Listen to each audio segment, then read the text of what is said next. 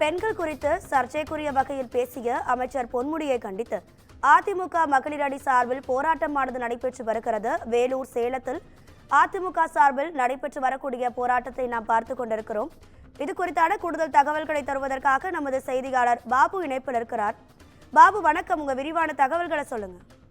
கண்டிப்பாக ராதிகா. அதாவது அமைச்சர் பொன்முடியை கண்டித்து தமிழகம் முழுவதும் அனைத்து இந்திய அண்ணா திராவிட முன்னேற்ற கழகத்தின் சார்பாக தற்போது பல்வேறு மாவட்ட தலைநகரங்களில் ஆர்ப்பாட்டம் நடைபெற்று வருகிறது.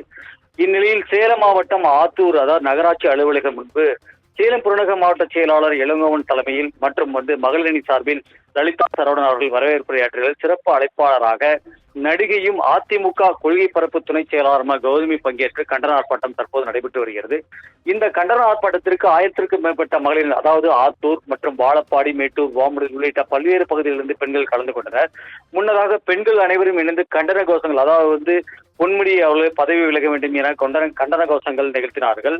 மேலும் அதாவது பெண்களுக்கு எதிராக அமைச்சர் பொன்முடி அவர்கள் இழிவாக பேசி வருவதாகவும், பெண்களை மட்டும் அவர்கள் இழிவுபடுத்த பேசவில்லை எனவும் கௌதமி அவர்கள் குற்றம் சாட்டினார்கள். மேலும் ஒவ்வொரு குடும்பத்திலும் தாயாகவும் குடும்ப தலைவியாகவும் உள்ள சகோதரிகளை இவ்வாறு இழிவுபடுத்தி பேசும் பொன்முடி உடனே அமைச்சர் பதவியிலிருந்து விலக வேண்டும் எனவும் தெரிவித்தார். மேலும் இந்த 4 ஆண்டுகளில் சம்பளம் உயர்ந்திருக்கிறதா இல்லையா என்பது, விலைவாசி எத்தனை மடங்கு விலை உயர்ந்துள்ளது என்பது குறித்து கௌதமி குற்றம் சாட்டினார்.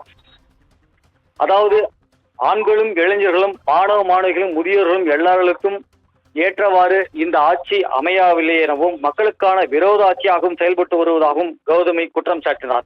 இந்த கண்டன ஆர்ப்பாட்டத்தில் பல்வேறு பகுதியிலிருந்து ஏராளமான மகளிர் அணி கலந்து கொண்டனர். இதேபோல் வேலூர் பகுதியிலும் அமைச்சர் பொன்முடியை கண்டித்து 200க்கும் மேற்பட்ட மகளிர் அணிகள் கலந்து கொண்டு கண்டன ஆர்ப்பாட்டம் தற்போது நடைபெற்று வருகிறது. ராதிகா, உங்க தகவல்களுக்கு நன்றி பாபு.